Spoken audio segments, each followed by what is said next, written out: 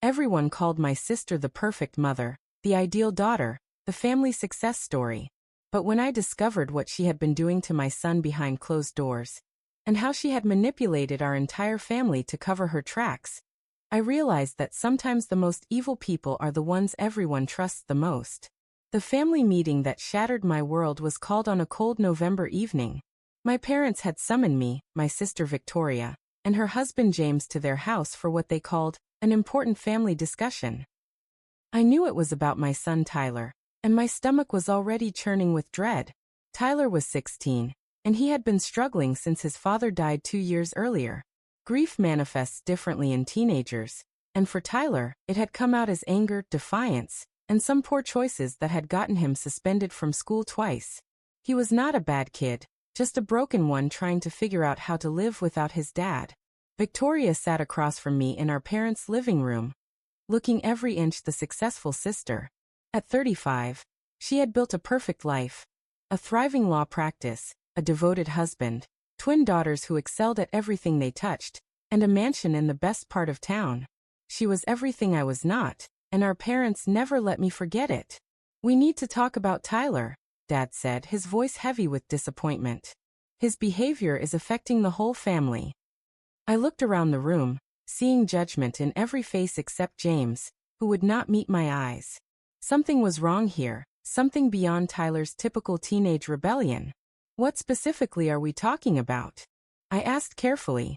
Victoria leaned forward, her expression a perfect mask of concern. "Tyler has been a terrible influence on my girls. They look up to him as their older cousin, and his behavior is setting a horrible example." "What behavior?" I pressed. "Tyler loves Sophia and Sarah. He has been helping them with their homework, teaching them guitar." "That is not all he has been teaching them," Victoria said, her voice taking on that lawyer tone she used when she was building a case. "He has been filling their heads with inappropriate ideas, teaching them to be disrespectful to authority." Our mother nodded solemnly. Victoria showed us some very concerning text messages. My blood ran cold. "What text messages?" Victoria pulled out her phone with practiced precision. "Messages Tyler sent to my daughters, encouraging them to lie to their parents, to sneak out, to rebel against rules." She scrolled through screenshots, her manicured finger pointing at evidence that made my son look like a corrupting influence. But something felt wrong. The messages were in Tyler's name, but the tone was not quite right. My son was many things, but manipulative was not one of them. He was direct, sometimes brutally honest, but he would not encourage his younger cousins to deceive their parents. "Let me see those," I said, reaching for the phone.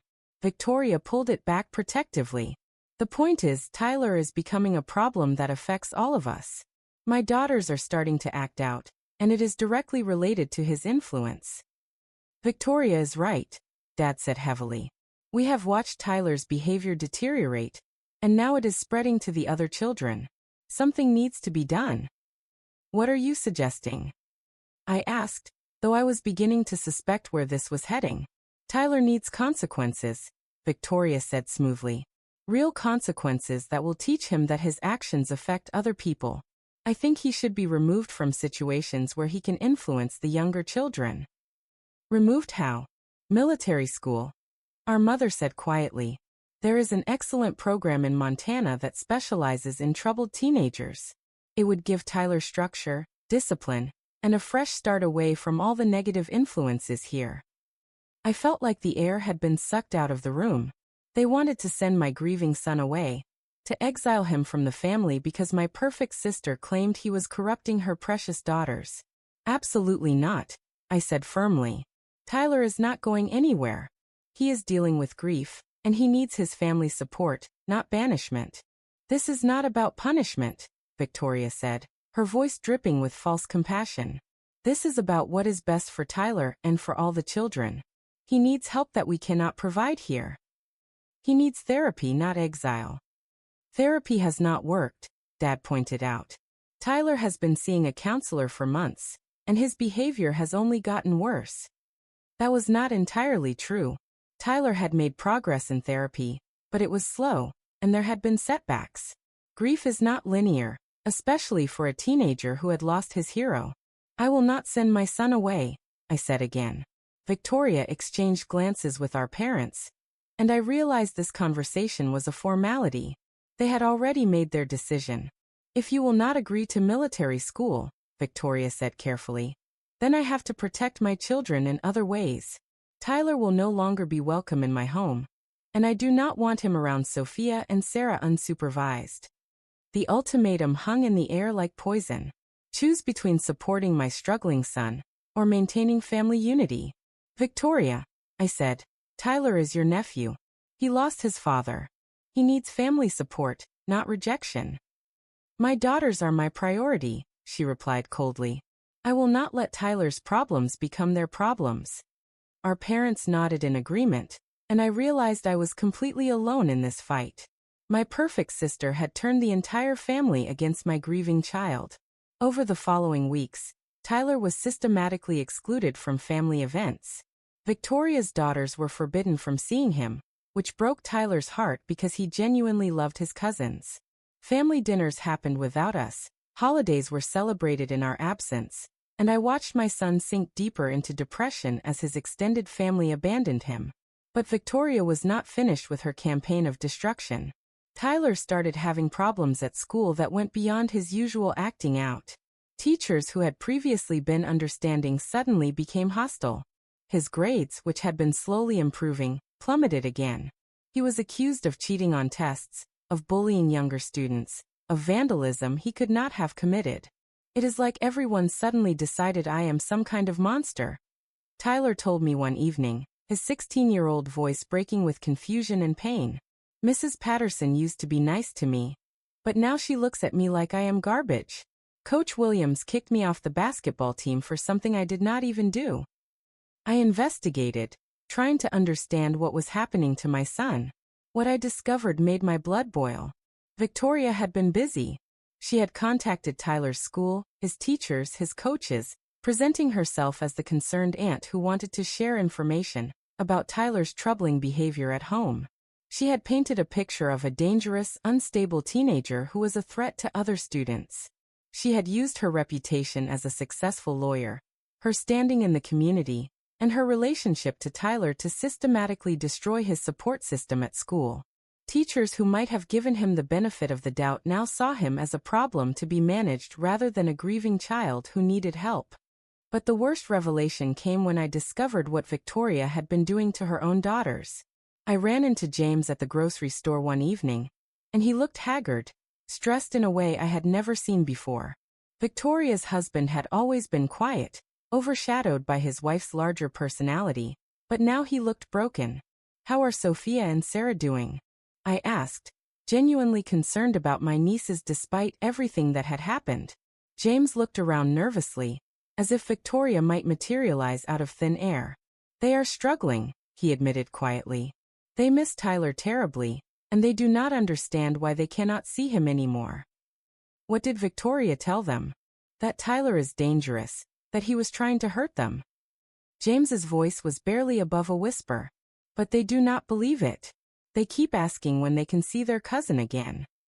Something in his expression made me push further. James, what is really going on? Those text messages Victoria showed us, were they real? He looked around again, then leaned closer. Victoria wrote those messages herself. She created fake conversations to make it look like Tyler was corrupting the girls. She has been planning this for months. The grocery store suddenly felt too small, too bright. Why would she do that?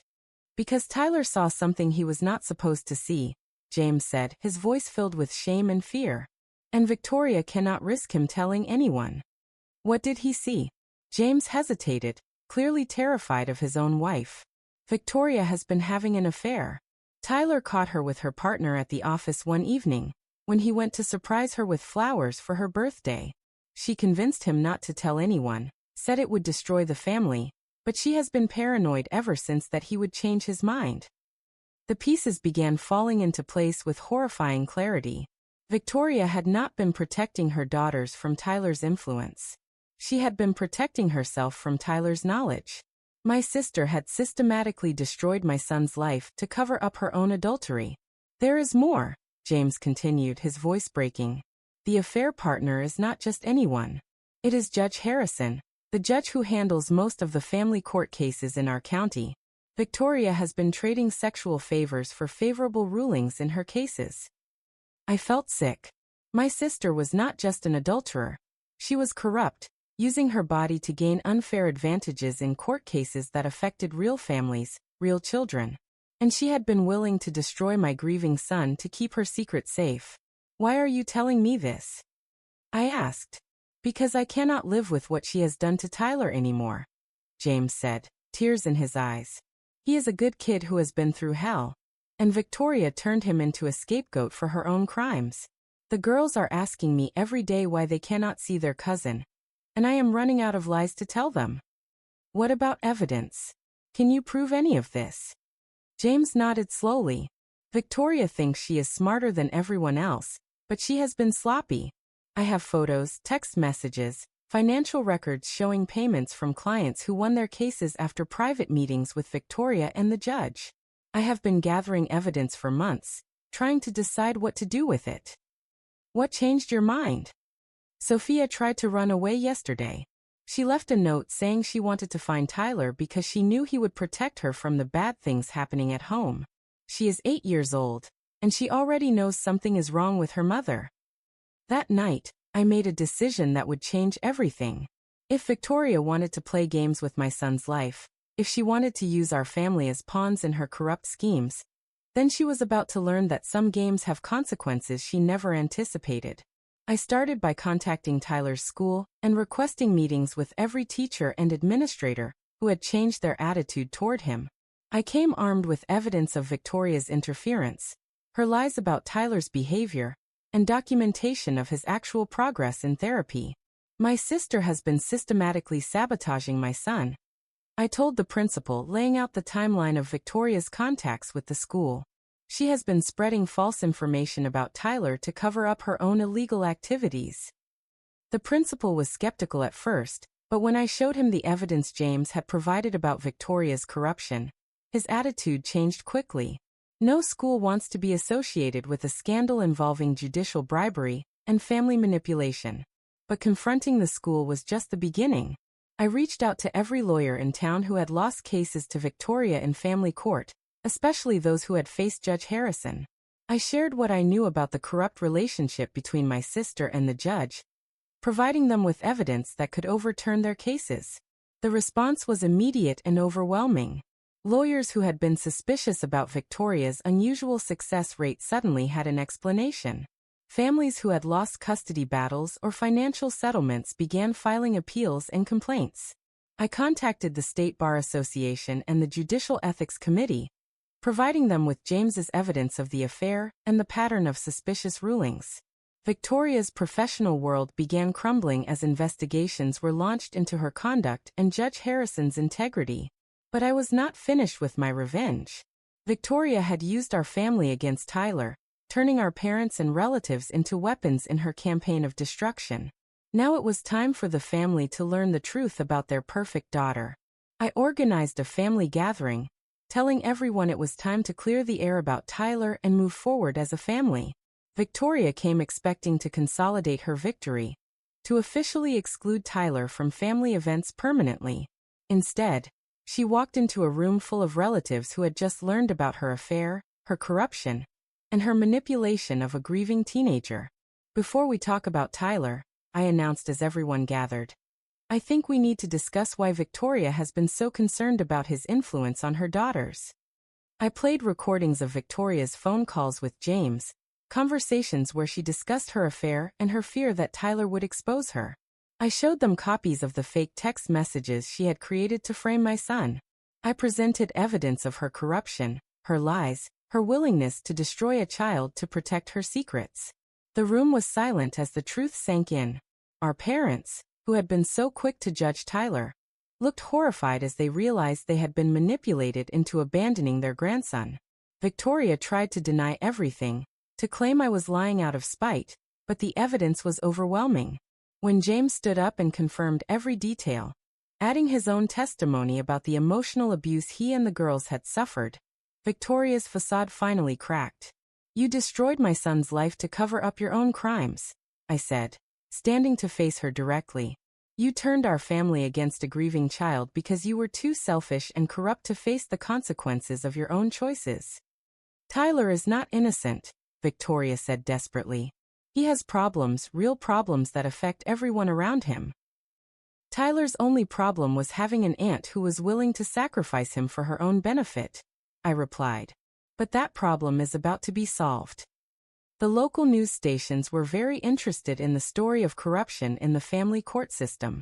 Victoria's affair with Judge Harrison became front-page news, along with evidence of their scheme to fix cases in exchange for sexual favors.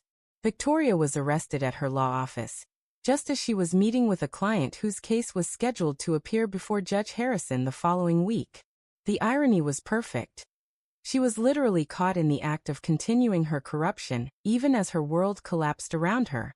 Judge Harrison was removed from the bench and faced criminal charges. Dozens of his rulings were overturned, and families who had been cheated by the corrupt system finally received justice. Victoria's law license was suspended pending a full investigation. Her marriage collapsed when James filed for divorce, seeking full custody of the girls, and citing Victoria's adultery and manipulation as evidence of her unfitness as a mother. The mansion in the best part of town was put up for sale to pay for legal fees and settlement costs. Victoria's perfect life disappeared like smoke, leaving behind only the wreckage of her crimes. But the most satisfying moment came when Tyler was finally vindicated. His school publicly apologized for their treatment of him, acknowledging that they had been manipulated by false information. His teachers, embarrassed by their prejudice, went out of their way to support his academic recovery. Tyler was readmitted to the basketball team with a personal apology from Coach Williams. His grades improved dramatically once he was no longer fighting a rigged system designed to make him fail. Most importantly, Tyler's relationship with his cousins was restored. Sophia and Sarah were finally told the truth about why they had been separated from their beloved cousin, and they were furious with their mother for lying to them. Tyler never did anything wrong, 8-year-old Sophia told the family court judge during the custody hearing. Mommy lied about him because she was doing bad things and did not want anyone to know. Even out of the mouths of babes, the truth was clear. James received full custody of the girls, and Tyler became a regular part of their lives again. The children who Victoria had claimed were being corrupted by Tyler's influence flourished under his renewed guidance and support. Our parents, devastated by their role in Victoria's scheme, threw themselves into rebuilding their relationship with Tyler. They paid for additional therapy sessions, supported his academic goals, and publicly apologized for their failure to see through Victoria's manipulation. Tyler, with remarkable maturity for a 16-year-old, forgave them. Everyone makes mistakes, he said. The important thing is that we are family again. The final act of revenge came when Victoria, facing financial ruin and social ostracism, approached me for help. I know what I did was wrong, she said, looking nothing like the polished lawyer who had once commanded respect throughout the community. But I am still your sister.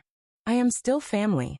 I looked at this woman who had been willing to destroy my child's life for her own selfish purposes, who had corrupted the justice system for personal gain, who had manipulated our entire family to cover her crimes. Family protects each other, I said quietly. Family does not sacrifice children to cover up adultery.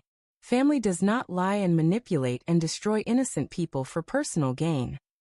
I was desperate, Victoria pleaded.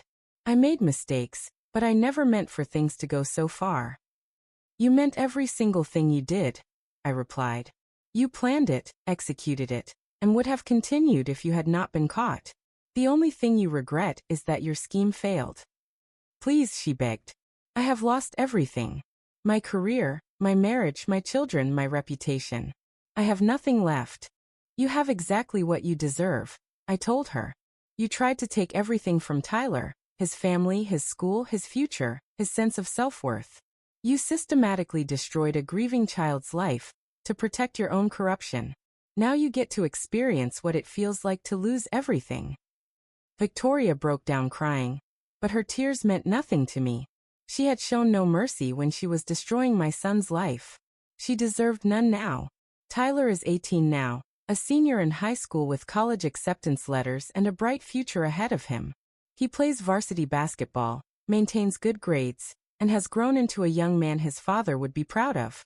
He still misses his dad terribly, but he has learned to carry that grief without letting it define him. More importantly, he has learned that family loyalty must be earned, not simply expected. Victoria lives in a small apartment across town, working as a paralegal for a fraction of her former salary. She has supervised visitation with her daughters twice a month, and they barely tolerate her presence. Judge Harrison is serving time in federal prison for corruption. The families whose cases were affected by his corrupt rulings have received justice, and the legal system has implemented new oversight procedures to prevent similar corruption. But the most important outcome is that Tyler knows he is loved, protected, and valued. He knows that when someone tries to destroy him, his family will fight back. He knows that truth eventually wins over lies, and that justice, even when delayed, is always worth fighting for. Victoria taught me that the most dangerous enemies are often the ones who share your blood, who know your weaknesses, who can manipulate your love for family against you. But she also taught me that a mother's love is stronger than any scheme, any manipulation, any corruption. She tried to sacrifice my son on the altar of her own selfishness, but she forgot that mothers do not just love their children, they will destroy anyone who threatens them. Victoria learned that lesson the hard way, and she will carry the consequences of that education for the rest of her life. Sometimes revenge is not about getting even. Sometimes it is about ensuring that people who prey on children, who corrupt justice, who manipulate families for personal gain, face the full consequences of their evil choices. Victoria wanted to play games with my son's life. She discovered that some games end with the player losing everything they ever cared about. And that is exactly the ending she deserved.